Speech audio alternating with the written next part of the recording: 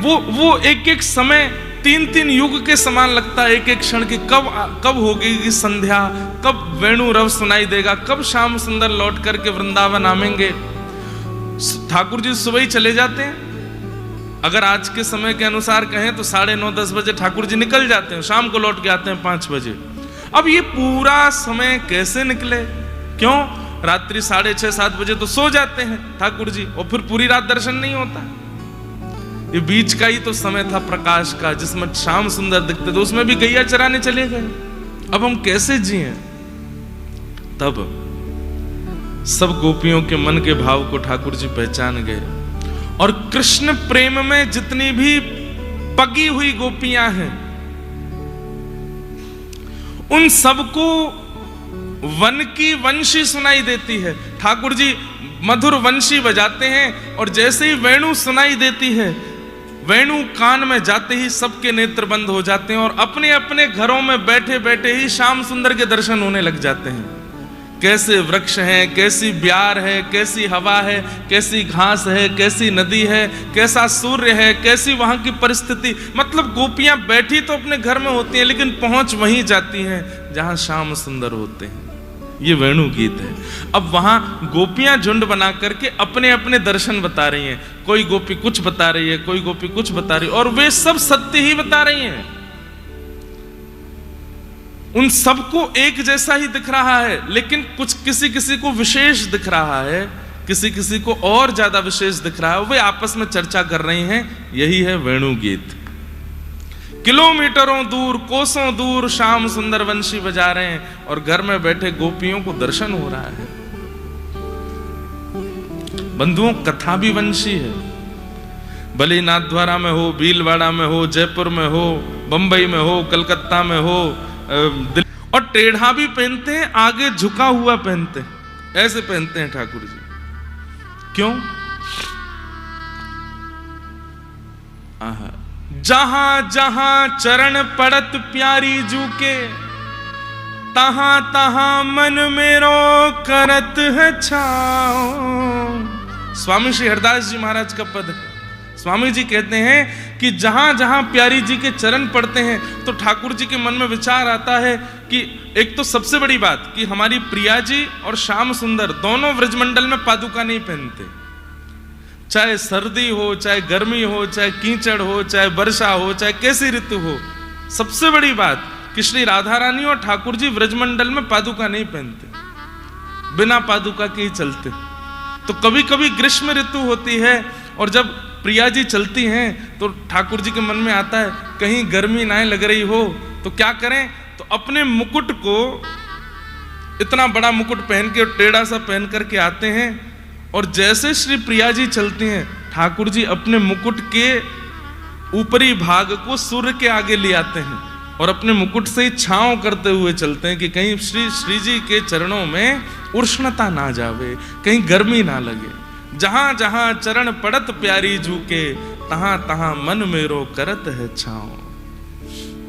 मेरी बहु मूर्ति सेवा सवारती, कोई चवर डोराती, कोई बीड़ी पवाती। ठाकुर जी कह रहे हैं कि प्रिया जी की सेवा में तुमको दिख रहा है कि ललिता है, विशाखा है, आदि आदि सब सखियां हैं। वास्तव में मैं ही अनेक रूप धारण करके श्री प्रिया जी की सेवा करता हूं। मैं ही चवर डोराता हूं, मैं ही बीड़ी पवाता हूं, मैं ही महावर लगाता हूं, मैं ही पीकदानी लेके खमड़िया यहां लगा तो फिर निकालते हैं, फिर उछालते हैं, फिर यहां पहन लेते हैं। कैसी मधुर छवि है। अरे पुष्प को निकाल के सीधे यहां खोंच लो ना, उछालते हैं। ये ठाकुर जी की अदा है। कर्णयोः कर्णकारम बिभ्रदवासः कनक कपिसम। पीतांबरी पहनते हैं, जैसे मैंने श्वेतांबरी पहनी है, ये बगलबंदी, ऐसी बंदी पहनते हैं ठाकुर जी। कैसी? बोले पीली पहनते हैं। और गर्मियों में तो पहनते ही नहीं है, गर्मियों में केवल मोतियों की माला और बस नीचे कुछ कटकाचनी जैसी पहन लेते हैं, और कुछ नहीं पहनते, ऐसे ही डोलते हैं। अच्छा, एक बात तो है, हमारे लाला को सर्दी में जाड़ों भी बहुत लगे, और गर्मीन में गर्मियों बहुत लगे। गर्मीन में उघारो डोलतो रहेगो, और सर्दीन में इतने छुप जाते हैं कि केवल आंख नाक मुंह ही दिखता और कुछ नहीं दिखता, सब छुपा लेते। लेकिन विभ्रतवास कनक कपिसम वैजयंतीम चम, वैजंती माला किसको कहते हैं? पंच पुष्पों की माला को वैजंती माला कहते हैं। अलग अलग 5 पुष्पों से निर्मित माला वैजंती माला। वैजयंतीम चमाला रंध्रान वेणो अधर सुधया। अपने मुखमंडल पर वेणु को आच्छादित करते हुए ठाकुर जी चल रहे हैं, कोमल उंगलियों से उसके छिद्रों को दबा रहे हैं, मधुर मधुर उसमें अपने प्राण पिरो रहे हैं।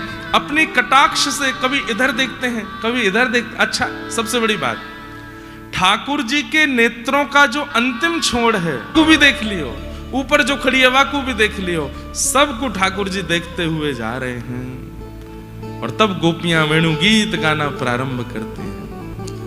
अक्षणवतां फलमिदं न परम विदाम सख्यः प्रसूननु विवेशयतोर्वयस्यै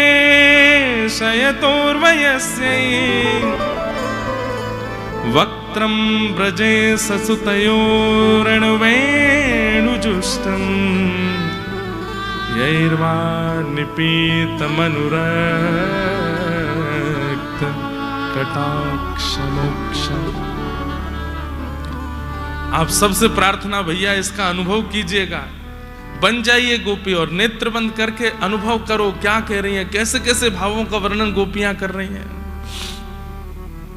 गोपियां कह रही हैं, अरे नेत्रधारियों, जिनके पास भी नेत्र हैं, सावधानी से हमारी बात सुन लो। बोले क्या? यदि इन नेत्रों से तुमने पूरा ब्रह्मांड देखा और गैया चराते हुए श्याम सुंदर को नहीं देखा है, तो इन नेत्रों को पाकर के तुमने कुछ नहीं देखा। जब वे श्याम सुंदर अपने नंद भवन से निकलते हैं, तम गोरजच्छुरित कुंतल बद्धवरः वन्य प्रसून रुचिरे क्षण चारुहासम।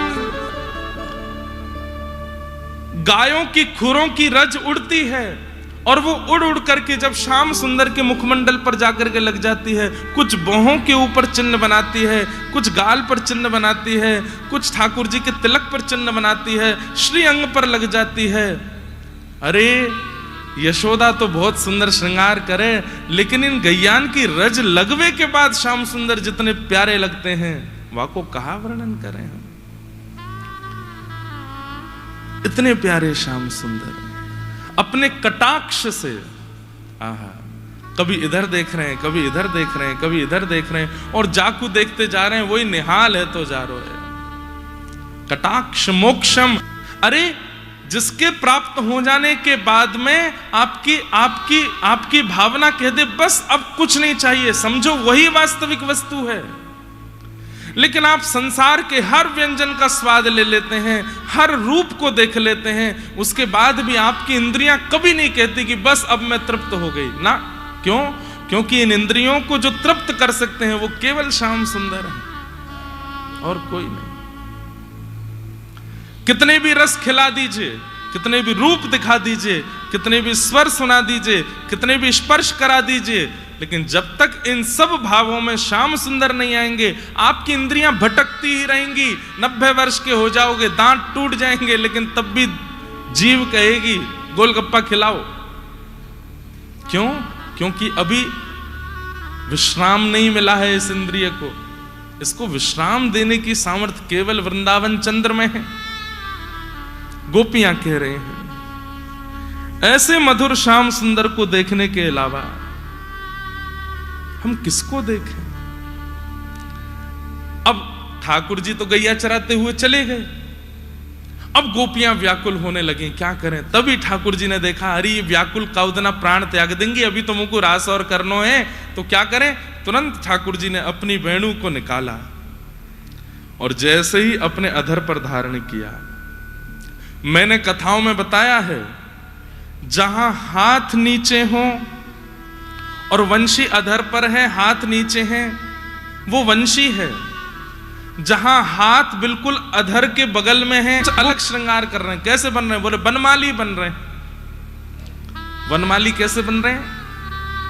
आम का एक पेड़ दिखाई दिया तो वहां से आम के जो पत्ते होते हैं उसकी डाल तोड़ लेते हैं, अपनी पाग में यहां खोंच लेते हैं।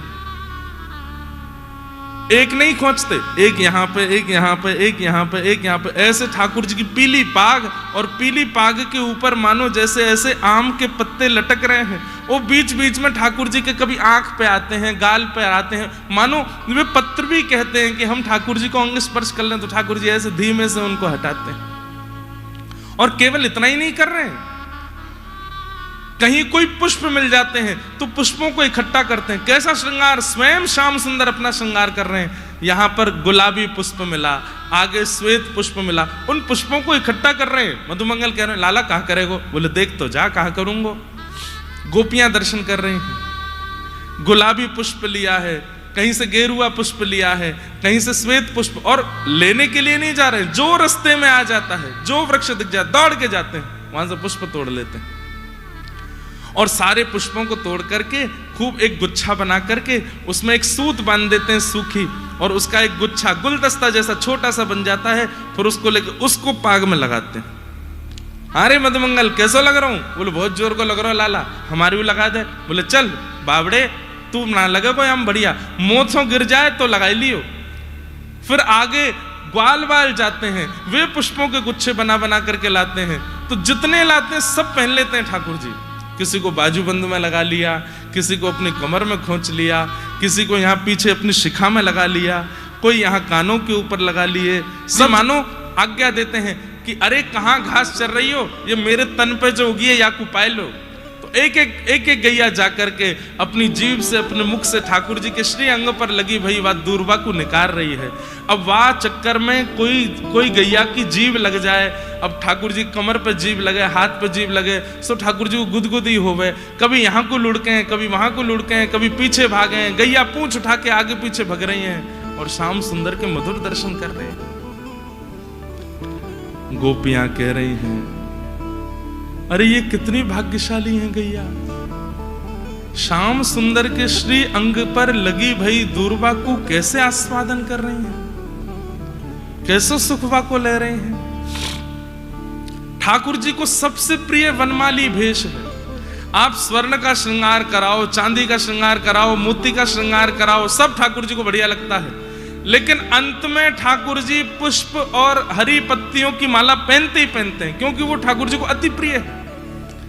अगर व्यक्ति स्वर्ण चांदी मोती का श्रृंगार ना करावे, केवल वन की सामग्रियों से ही ठाकुर जी का श्रृंगार करे, ठाकुर जी न्योछावर हो जाते हैं, उस पर इतने प्रसन्न हो जाते हैं, ठाकुर जी को बहुत सुख मिलता है। प्राकृतिक श्रृंगार ठाकुर जी को बहुत प्रिय है। गोपियां कह रही हैं अरे हम गोपी काई को बनिए, हम ये पुष्प ही बन जाते, लाला के कान में बैठ जाते, हम ये घासे ही बन जाते, लाला कम से कम तोड़ करके अपने बाजूबंद में लगा ले तो। अरे हम गैयान की चरण की धूल बन जाती, उड़ करके श्री मुख पर लग जाते। ना इसको मैंने विष मैंने डाला, क्रोधी मैंने बनाया, तो फिर इसकी क्या गलती बेचारे की। भगवान बोले अब हम कोई उत्तर नहीं देंगे, चुपचाप हमारी यमुना जी छोड़ के जाओ। भगवान ने वध नहीं किया कालियानाग का, क्यों? जैसा हूं वैसा प्रस्तुत कर दिया और कालियानाग को मुक्त कर दिया। तो वेणु का सबसे पहला गुण कि वो भगवान के अधर पर बैठती है, उसका सबसे पहला गुण क्या है? अपने पोलेपन को छुपाती नहीं है, उसके अंदर छिद्र हैं। ये छेद क्या है? हमारे जीवन के दोष ही छिद्र हैं, उनको छुपाए ना, ठाकुर जी के सामने प्रस्तुत कर दो। नाथ ऐसे ही हैं हम, अब क्या करें, आप स्वीकार करो। वेणु का दूसरा गुण क्या है जिसके कारण ठाकुर जी ने उसको स्वीकार किया? वो सहनशीलता। अरे गोपियों, जब ये वंशी बांस थी तब धूप सह रही थी, ताप सह रही थी, वर्षा सह रही थी, सर्दी सह रही थी, आंधी तूफान के झोंके सह रही थी, खड़ी रही। तब एक दिन वंशी बनाने वाला आया, आकर के इसको काट देता है, काट करके इसको छील देता है, छील करके इसमें सरिया डाल के पोली कर देता है और पोली करके इसको घिसता है, इसमें खूब सारे छिद्र कर देता है। ये सब सहती रहती है, एक शब्द भी मुख से नहीं निकालती है। इतना सहने वाले को ही ठाकुर जी अपने अधर पर धारण करते हैं, जिसने सहा हो। अच्छा, सहते बंधुओं सब हैं संसार में, पर कई लोग सह करके रोते हैं, कई लोग सह करके चिल्लाते हैं, पर संसार के इन विषयों को सह करके भी जो शांत रहे, केवल हरिस्मरण करे, वही अधर पर बैठता है। इसे जाऊंगा तब जामवंत जी आके समझाते हैं, अरे तुम में बड़े गुण हैं, तुम में बड़ी योग्यताएं हैं, तुम जा सकते हो। हनुमान जी बोले, मुझे तो कुछ याद ही नहीं आ रहा। बोले, ठाकुर जी का स्मरण करो। तब ठाकुर जी का स्मरण करते हैं। हनुमान जी महाराज लंका जाते हैं, पूरी लंका जला के सीता सुध लेकर के आते हैं, और राघव जी से आकर के कहते हैं, मैं कुछ नहीं कर सकता। तब प्रताप रघुनाथ, राम जी जैसे चाहेंगे वैसा मेरे साथ होता है, वैसा मैं करता हूं, मेरी योग्यता कुछ नहीं। वंशी भी ऐसी है, उसके अंदर स्वर भी है, उसके अंदर आकर्षण की स्थिति भी है, उसके अंदर कई सारे राग भी हैं, लेकिन सारे गुणों से युक्त होते हुए भी वंशी स्वयं नहीं बजती है। ठाकुर जी बजाएंगे तो बजूंगी, ठाकुर जी स्वर पिरोएंगे तो गुण प्रकट करूंगी। हम लोग कैसे हैं, जो गुण नहीं है उसको भी प्रकट करते रहते हैं, और अपने गुण का केवल विक्रय ही करते, बेचते हैं हम अपने गुणों को। कोई अपनी सुंदरता बेच रहा है, कोई अपना यौवन बेच रहा है, कोई अपने गायन बेच रहा है, कोई अपना पाक शास्त्र बेच रहा है, कोई किसी प्रकार, सब विक्रय कर रहे हैं हम संसार में। पर वेणु विक्रय नहीं करती, वेणु तो अधीन हो जाती है ठाकुर जी के। आप बजाओ तो बजूंगे, योग्य हूं, गुणवान हूं, लेकिन स्वयं नहीं बजूंगी, आपके अधीन हूं नाथ, आप चाहोगे तो बजूंगी।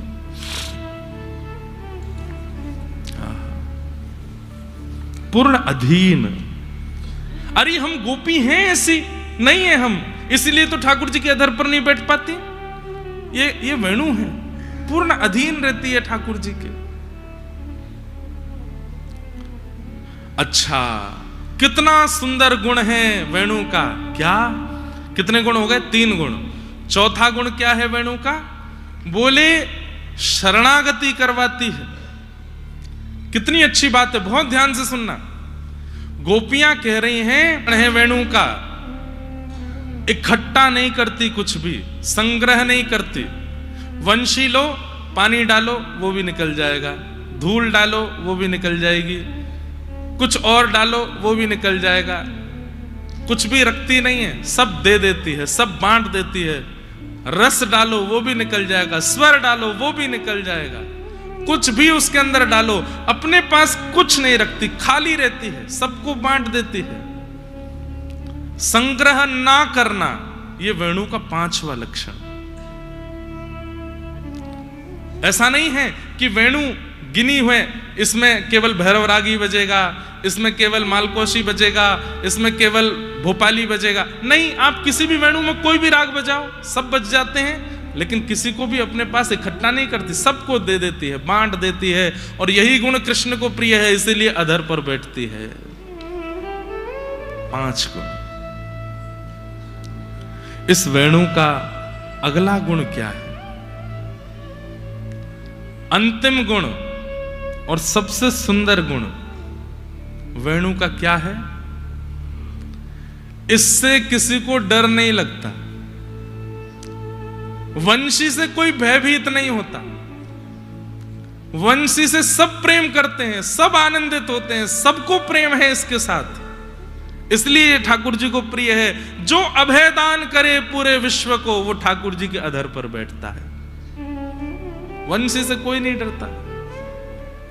बालक को सुनाओ, स्तब्ध हो जाएगा, बूढ़ों को सुनाओ, आनंदित हो जाएंगे।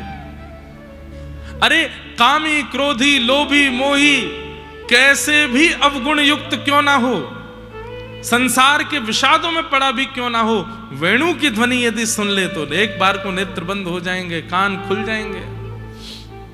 इससे किसी को भय नहीं लगता।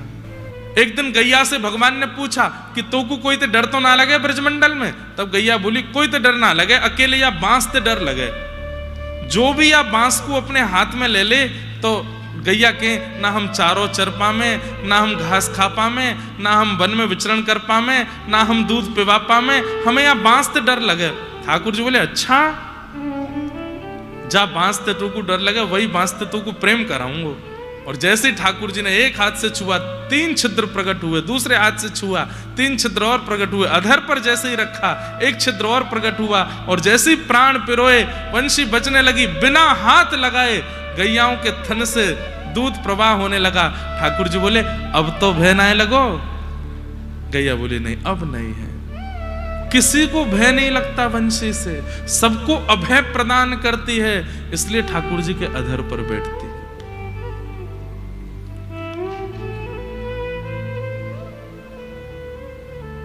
ठाकुर जी के अधर पर बैठती। गोपियां कह रही हैं भुंक्ते स्वयं यद विशिष्ट नशम हदिन्यो। कितनी सुंदर बात है, बहुत ध्यान से सुनिएगा। एक गोपी कहती है अरे हम प्रयास करेंगे कि हम भी वेणु की तरह है जाएं। तब दूसरी गोपी कहती है अरे सुनो, ये मुंह को कहा दिख रहा है? बोले कहा दिख रहा है? बोले कन्हैया की वंशी सुनकर के टीक दोपहरी, दोपहर की टीक दोपहरी को मतलब तेज धूप निकल रही है, और या टीक दोपहरी में जितने भी व्रजमंडल के वृक्ष हैं उन सब वृक्षन से ओस गिर रही है। ये तो संभव नहीं है, ओस तो जाड़ेन के दिनन में गिरो करे, कोहरान में गिरो करे। हम पेड़न को काम है कट करके छट करके लोगन के घर बनानो, छाया करनो, और ये सब पेड़ यामारे रो रहे हैं अरे हमारे कुल में उत्पन्न भई वंशी ने कितनी गोपीन के घर उजाड़ दिए, यानी तो हमारो नाम खराब कर दियो, या हमारे दुखाश्रु ने कर रहे हैं। अरे घर बनाने की जाकी योजना रेवे, वो घर उजाड़ रही है। पति सुतान भय, गोपी गीत में कहते हैं पति सुतान वय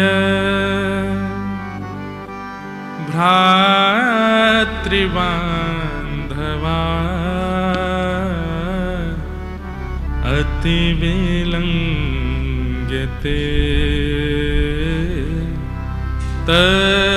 तच्युतागता गतिविदस्तवो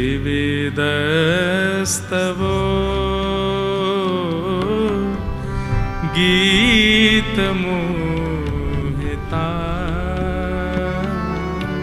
गोपियां कह रही हैं हम सब छोड़ करके आपकी शरण में आ गई हैं नाथ। पति क्या, भाई क्या, बंधु क्या, परिवार क्या। भाई साहब, भाई छोड़या बंधु छोड़या, छोड़या जग से। भाई छोड़या बंधु छोड़ा, छोड़ा जग से। भाई छोड़या बंधु छोड़या, छोड़या जग से। भाई छोड़या बंधु छोड़ा, छोड़ा जग से। अरे साधुवन संग बैठ बैठ, साधुवन संग बैठ बैठ, साधुवन संग बैठ बैठ, साधुवन संग बैठ। दूसरो न कोई मेरे तो गिरधर गोपाल, दूसरो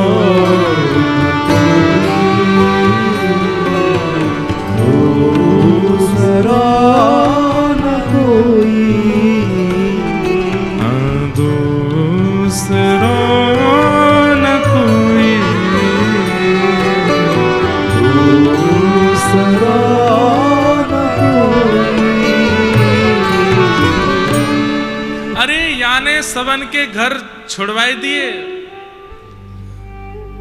पत्नी के पतिव्रत धर्म छुड़वाए दिए, मैया के पुत्र व्रत धर्म छुड़वाए दिए, बड़े बड़े लोग यानी सन्यासी विरक्त कर दिए। ऐसी या वंशी बैरणी ने कितने इनके घर उजाड़ दिए, या हमारे या के वंश के सबरे वृक्ष रो रहे हैं अरे हमारो तो जन्म सिद्ध अधिकार सबके घर बनानो। और तेने कहा कियो या कन्हैया के अधर पर बैठ के बज बज के तेने सबन के घर छुड़वाए दिए। या हमारे ये सबरे वृक्ष तो दुखाश्रु में रो रहे हैं।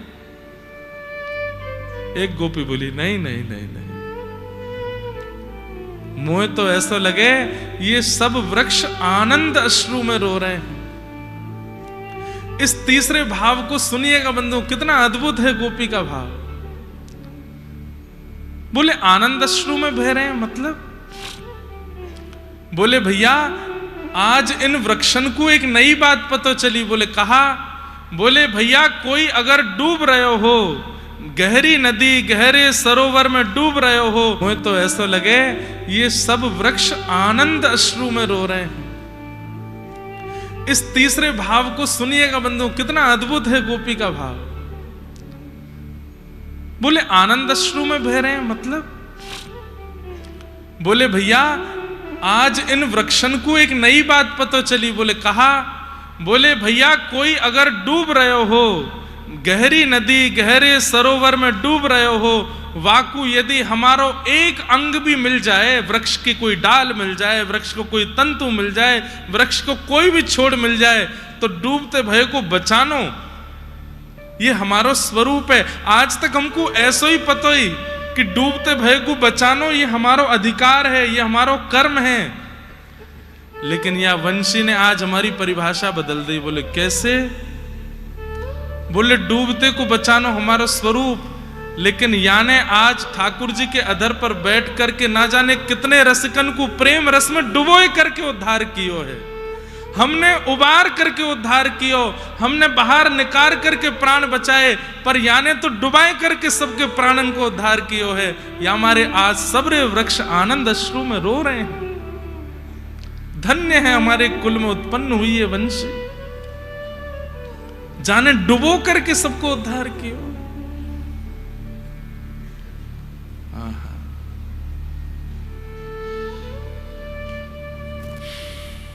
मुख को टेढ़ो करे, अपने हाथन को ऐसो कर ले, तन भी तो को दे दियो, मन भी तो को दे दियो। हरी मुरली तो ही तन मन दियो,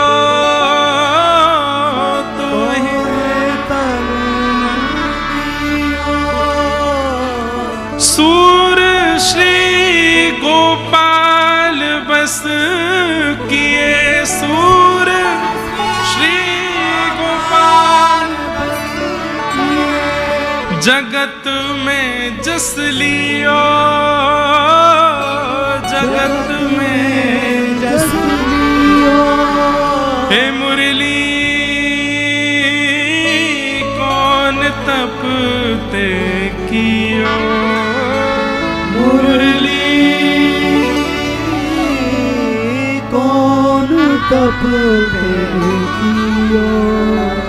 गोप्यः किमाचरदयं कुशलस्म वेणु, दामोदर दामोदराधर सुधामपि गोपिकानां। भुङ्क्ते स्वयं यदवशिष्टरसं हदिन्यो, हस्यत्वचोश्रुमुचोस्तरवो यथा।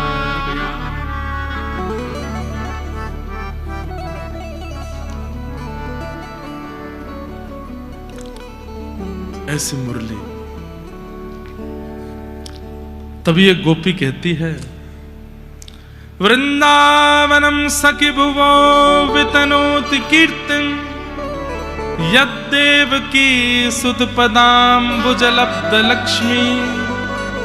गोविंद वेणु मनुमत मयूर नृत्यं, प्रेक्षादृशान् वपरतान् समस्त सत्वम। एक गोपी बोली, अरे नेक अधरंते ऊपर देखो। बोले कहा? मोर पंच, ये मोर पंख सदा इनके मुख पे ही रहे, सदा इनके शीश पे ही रहे। अरे हम तो बजा बजा करके आकृष्ट कर रहे हैं, लेकिन नहीं जब आकृष्ट भई तब वो गोपी मटका भर के अपने सिर पर धरे और जैसे ही ठाकुर जी की ओर देखा, जब देखी वृषभानुजा हिये बिच उठी हूक। अरे किशोरी जी, वंशी रह गई हाथ में, फिर न लागी फूंक। ऐसे करते रह गए। बजे ही नहीं रही। मोर के का भयो पतो ना, खूब प्राण पिरो रहा हूं, खूब हवा डाल रहा हूं, बजे ही नहीं रही है। तब किशोरी जी आती, ज्यादा इतराए मत करो, तुम्हारी वंशी पे सबरे मोहितों में वृक्ष आच्छादित है जाएं, गोपी सबरी बावड़ी है जाएं और सब ऐसे है जाएं, ज्यादा इतराए मत करो। एक बात याद रखियो, बोले कहा ये वंशी भी मेरी अनन्य भक्त है, मैं चाहूंगी तो ही बजेगी, नहीं तो नहीं बजेगी। ये मेरी अनन्य भक्त है, ये तो मेरी इच्छा होवे तो ही बजे, नहीं तो नहीं बजे। अरे वृषभानु के लली सांवरियों से नेहरा लगाए के चली। अरे वृषभानु के लली सांवरिया सो नेहरा लगाए के चली। अरे वृषभानु की लली सांवरियों से नेहरा लगाए के चली।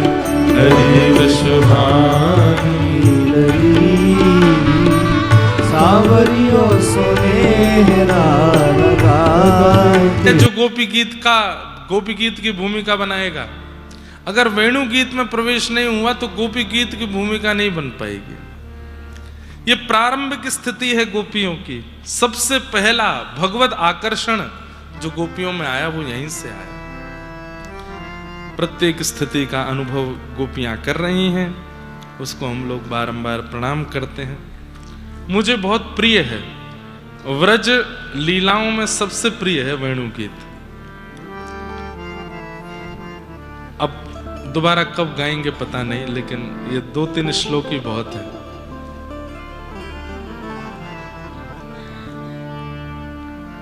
कल हम लोग श्रवण कर रहे थे कि भगवान सब ब्रजवासियों को लेकर के गोवर्धन गए और श्री गिरिराज जी पर जाकर के ठाकुर जी ने सब ब्रजवासियों से आराधन कराया और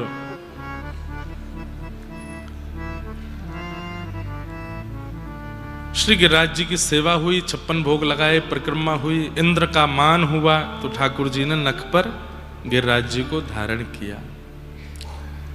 7 दिन 7 रात्रि तक ठाकुर जी नख पर गिरिराज जी को धारण करके ठाड़े रहे और 7 दिन बाद जब इंद्र को अपनी गलती का अनुभव हुआ तब उसने चरणों में आकर के क्षमा मांगी, भगवान ने उसको मुक्त किया। तत्पश्चात भगवान का अभिषेक किया गया, गैयाओं ने भगवान का नाम गोविंद रखा। बोलो गोविंद भगवान की जय। गोविंद नाम अति प्रिय है ठाकुर जी को।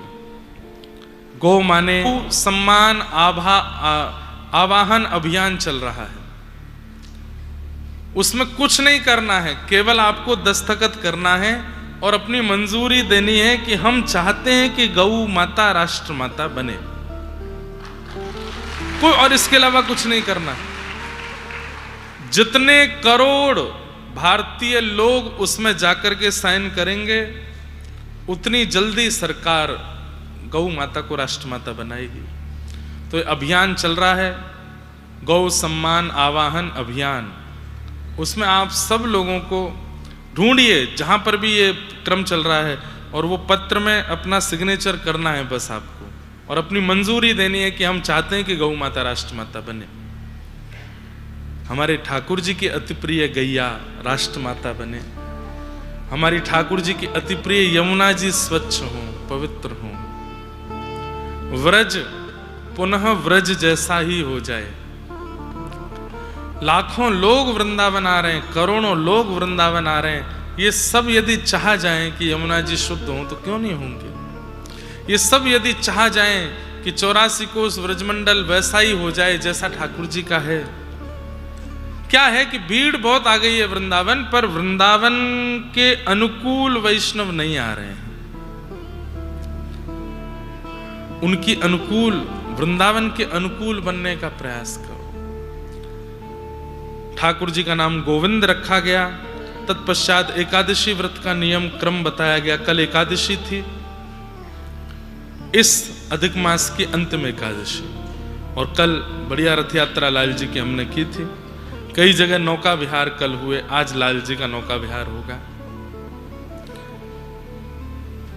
आगे रास पंचाध्याय का प्रसंग प्रारंभ होता है। भगवान पिता रात्रि शरदोत्फुल्ल मल्लिका विक्षरन्तुम मनश्चक्रे योग मायामुपाश्रित। बहुत ध्यान से सुनिएगा।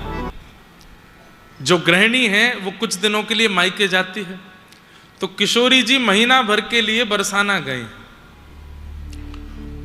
और किशोरी जी के बरसाने जाने पर इतने विरह आतुर हो गए ठाकुर जी, बोले क्या फायदा, ब्याह किए बिना भी दूर दूर ही रहती, कभी कभी दिखती है, ब्याह करके हुए दूर भेज देंगे मोते, मुंह पे तो रहो ही नहीं जा रहे है। मधुमन, ये सब कथाएं ना व्रज की कथाएं हैं, गोपनीय कथाएं हैं। सबके सामने इसका प्रचार करने में डर तो लगता है कि पता नहीं किस भाव से सुनेंगे, लेकिन क्योंकि वृंदावन पुरुषोत्तम मास और लगभग सब अधिकारी जैसे ही लिख रहे हो, इसलिए हम बताते रहे। तो ठाकुर जी बोले, ए मधुमंगल, मुझको तो बड़ी याद आ रही है, मैं कहा करूं? वो लाला, अब ही तो बहू जी को आवे में इतने दिन और लगेंगे। अरे तुमको दिन मत गिनावे, वैसे ही मेरे प्राण हलक में आए रहे हैं, तू दिन गिनाए कि और ज्यादा व्याकुल कर रहा है। तो लाला अब कहा करेगो? बोले कोई योजना बना, कैसे दर्शन करवे जाऊं मैं। तब ठाकुर जी के केश खोल करके बढ़िया सुंदर केश काट दिए, नीचे लहंगा पहनायो, ऊपर फरिया पहनाई, ऊपर ऐसे सुंदर चुनरी पहना दी, नाक में नथनी, कानन में कुंडल, आंखन में काजल, मुख पे लालिमा, यशोदा मैया के कछु गहने वहने पहन लिए। मधुमंगली मूर्छित है को देख के, आहा कितना सुंदर लग रहा हो हमारो लाला। हमारे व्रज में के लाला, तुमने बहुत बड़ी कृपा करी जो तुम लाला बन के आए। हे कृष्ण लला, तुम होते लली तो गरे कट जाते करोड़न के। ये बहुत बड़ी कृपा है कि तुम केवल लाला ही बन के आए हो। वैसे भी लाली लाला ते नेक तो सुंदर ही रहे। ललिता विशाखा बोली, तो तुम हटो, पालकी हम ले जाएंगी। और पालकी का जरूरत है, बरसाने में कोई पालकी नहीं, नीचे धरो, पैदल चलेगी। अच्छा, बड़े गोप की लाली है, नंद बाबा ने भेजी है। अब तो शर्म कर लो, अब तो श्री जी बहू है गई है नंद बाबा की। तुम सबरी तो यहां थे हमको भगाए दोगी। श्री जी को पता चली कि ससुर की बात तुमने टारी है, तो श्री जी तुम पे नाराज हो जाएंगी। और नंद बाबा अब ससुर हैं, तो हम भी तो अब श्री जी के जेठ और देवर हैं, हमारी वो बात माननी पड़ेगी। बड़ी गोप की लाली आई है, दर्शन करानो भीतर। ललिता विशाखा बोली, बड़े बने आए जेठ देवर, मुंह देखो अपनो, श्री जी के जेठ देवर, भागो यहाँ से, हम ले जाएंगे। पालकी में लेके जाइयो, पैदल ना चलेगी हमारी बड़ी गोप की लाली। घूंघट करके बैठे ठाकुर जी। ललिता विशाखा सब पालकी में लेकर के ठाकुर जी को भीतर गई। श्री जी बैठी हैं एक रत्न सिंहासन पर, सामने जैसे ही ठाकुर जी आए, श्री जी बोली, अरे आज कौन सी गोपी आई है? बोले कोई बड़ी गोप की लाली है, आपके ससुर जी ने भेजी है पालकी में, दर्शन करवे आपके। अच्छा, धर दो नीचे। नीचे धर दई। किशोरी जी उठ के आई, कौन हो, अपना मुख तो दिखाओ। ठाकुर जी हो करें तो बोले कहा बात है। अब ललिता विशाखा तो छेड़ ही रही उनको, तो इशारों करके कही, इनको भेजो। अच्छा, लाल जी की जो स्वर है ना वो भी मीठे हैं, मतलब लालीन जैसे ही बोले लाला। तो बोलने में कहीं पता ना चले लाला बोल रहा का, लाली जैसे ही बोलते। और थोड़ी बनावटी कर दे तो ऐसा लगा पूरी लाली बोल रही है। बोले इनको बाहर करो, छोड़ दो, मत मारो। कहा करोगे बेचारे, काहे को मारो? जरासंध आदि इनको सबन को कहते, कोई बात ना, दुष्ट ही तो है, कछु दुष्टन को भी रहने दो संसार में। आप तो इतनी कृपालु हैं, इतनी भोरी हैं कि कोई दुष्टन को दलन करन नहीं देंगी, और मुंह को करवे जानो हैं। तो हे प्रिया जी, मैं आपके बगैर और या ब्रज के बगैर कैसे रहूंगो? या को कोई निधान करो। ये बड़ी गुप्त कथा है। तब किशोरी जी ने ठाकुर जी को एक अनुष्ठान बताया, ये अनुष्ठान करो। काय को अनुष्ठान है? बोले वंशी को अनुष्ठान है। मुरली पे केवल आप मेरो ही नाम गाओ, मेरो ही ध्यान करो, दिन रात उठते बैठते चलते फिरते जब जब वंशी बजाओ वहां में मेरो स्मरण करके ही आप केवल भाव रखो। एक दिन या अनुष्ठान की पूर्णाहुति में व्रजमंडल की समस्त प्रेम लक्षणा गोपी और मैं आएंगे और आपके साथ रास विहार करेंगे। वो स्मृति आपके चित्त में ऐसी बस जाएगी कि फिर द्वारिका लीला, महाभारत और आदि आदियों में वो स्मृति सदा आपके चित्त में रहेगी और आपको लीला संपादन करने में सुख मिलेगा। तो ये रास क्यों हुआ? ठाकुर जी के लिए हुआ, ताकि ठाकुर जी आगे की लीला संपादित कर सकें, ताकि ठाकुर जी आगे की लीलाओं को व्यवस्थित कर सकें। और वही दिना से श्याम सुंदर वंशी में राधा नाम टेरते।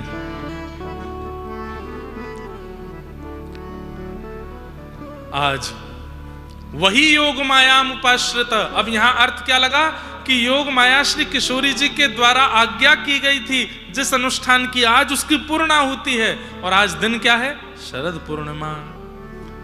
और इन पिछले अनुष्ठान के दिनों में जितनी गोपियों ने वेणु सुनी है उन सब ये गोपियां भाग जाएं वापस, लेकिन गोपियां स्तब्ध खड़ी हैं, नहीं डरी। जितना कह सकते थे ठाकुर जी ने सब कह दिया कि तुमको ये पाप लगेगा, ये दोष लगेगा, इस नरक में जाना पड़ेगा, इस योनि में आना पड़ेगा, और तुमने ऐसा जघन्य अपराध पाप किया। तुमसे बड़ा तो कोई पापी नहीं है कि अपने पति परिवार को छोड़ के परपुरुष के पास आ गई हो।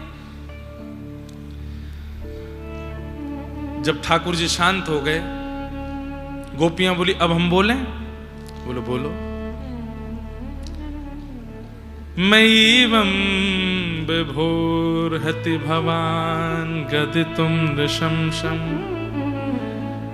सन्तज सर्वविषयांस्तव पादमूलं भक्ता भजस्तदुर्वाग्रहमात्यजास्मान् देवो यथादि पुरुषो भजते मुमुक्षु। हमने पाप किया? ठाकुर जी बोले हाँ।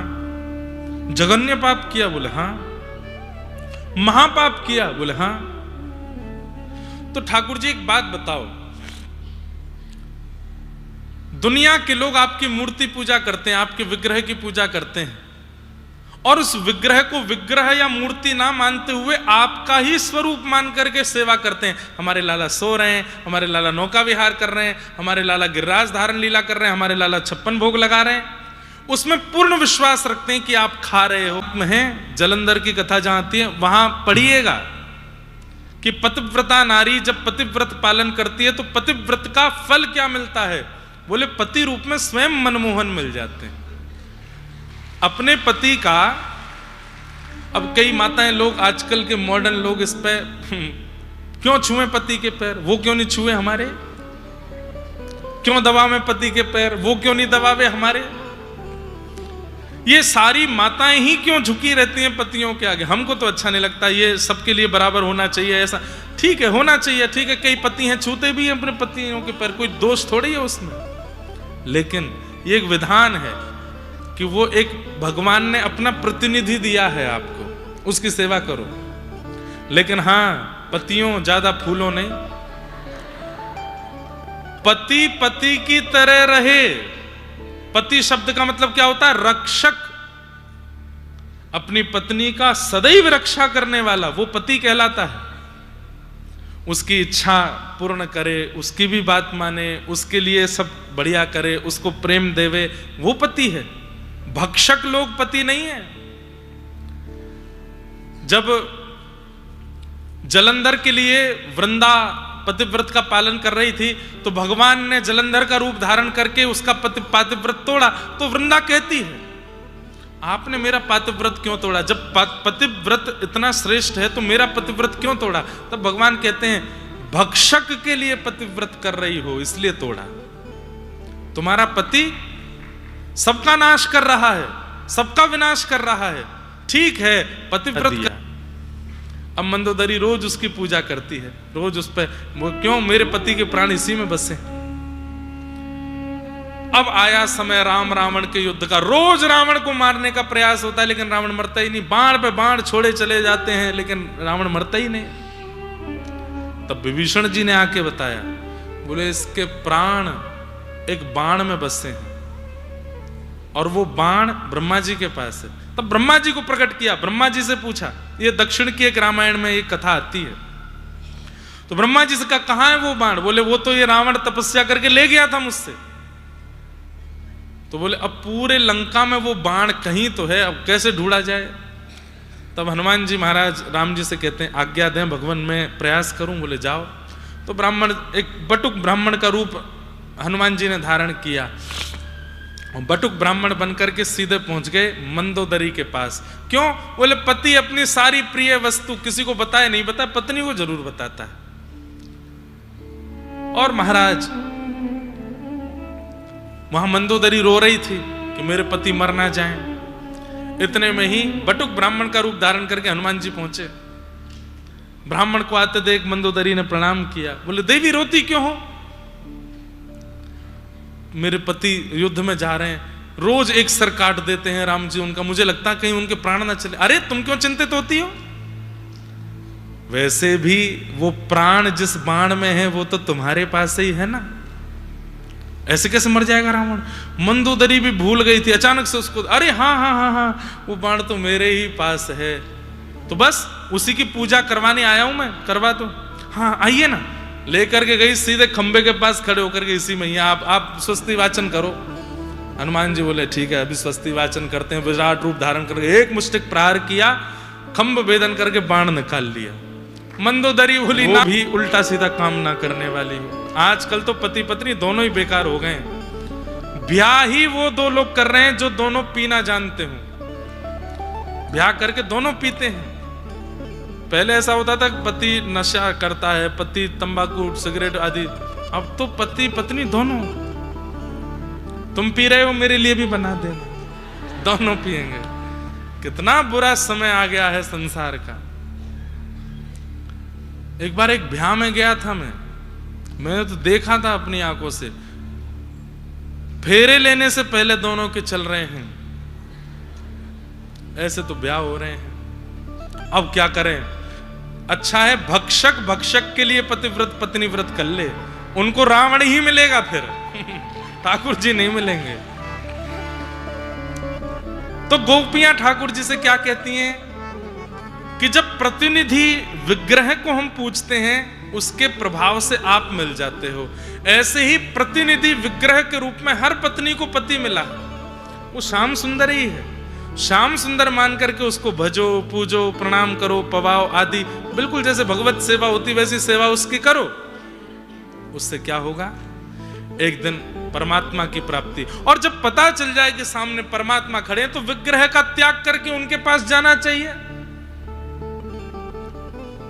हे नाथ, जब हमें पता चल गया कि व्रजमंडल में साक्षात भगवान प्रकट हुए हैं तो हम क्यों ना आवे आपके पास, हम क्यों ना आवे आपके समीप। और सब गोपियां दौड़ी, ठाकुर जी ने सबको स्वीकार किया। कामदेव आ गया। प्रसंग तो बहुत बड़ा है पर सूक्ष्म में हम कह दें, कामदेव आया भगवान नरसिंह, वो कथा सुन रहे हैं, उनको दिक्कत नहीं हो, उन सब की सेवा में लगे। कितने अच्छे श्रोता, पंखा करते करते हजारों वैष्णवों की और कथा सुनते हैं। और ये रोज मैं देखता हूं, बाहर कई सारे वैष्णव बैठे धूप में। बुरा नहीं मानना, असली श्रोता वही है जो इतना तप सहते हुए कथा सुनते हैं। धूप में बैठे हैं, लू चल रही है बाहर, पंखा भी नहीं लगे हैं, लगे हैं कि नहीं पता नहीं, कूलर वूलर लगा होगा बाहर, है लगे, कूलर लगे हैं ना सबकी। मुझे बहुत अच्छा लगता है ऐसे लोग जो दूसरों को कथा सुनाने में सहायक होते हैं। आप सुनो, गर्मी नहीं, हम पंखा कर देते हैं, आप सुनो कथा, बहुत अच्छा। यही गोपियां जो स्वयं भी भगवत आराधन में है और दूसरों को भी लगाती।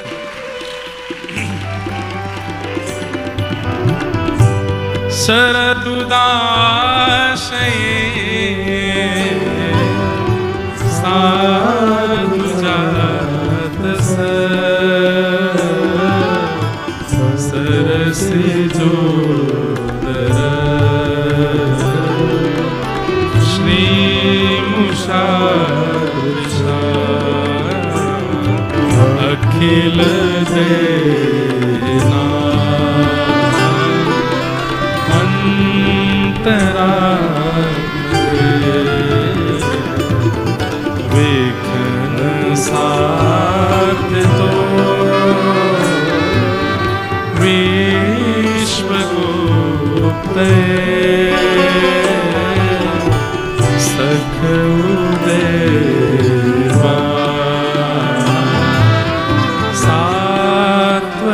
सात्वतांगुले वीरचिता भयं वृष्णिधूर्यते चरण में उषा संशते भया सरोरुह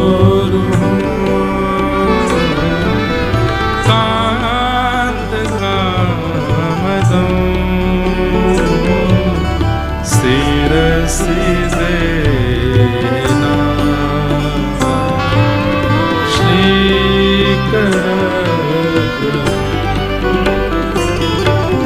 ब्रज जनार्ति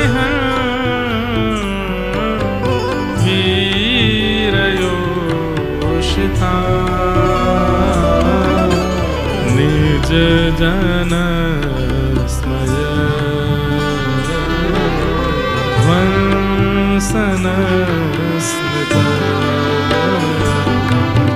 भज सके वल्गु वाक्य या का मतलब पता है ठाकुर जी कैसे बोलते हैं? बोले वल्गु वाक्य मतलब मीठा है, सुंदर है, आनंददायी है, ये तो एक विषय है।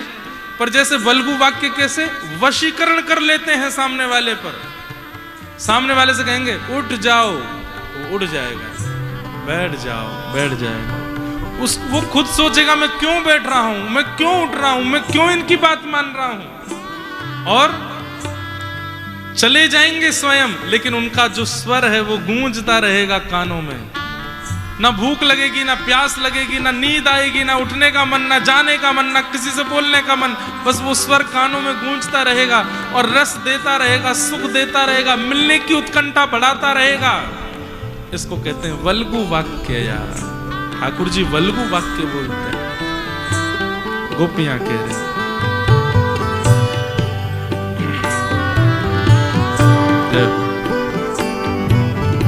मधुरया गिरा वल्गु वाक्यया बुध मनोदया पुष्करे क्षण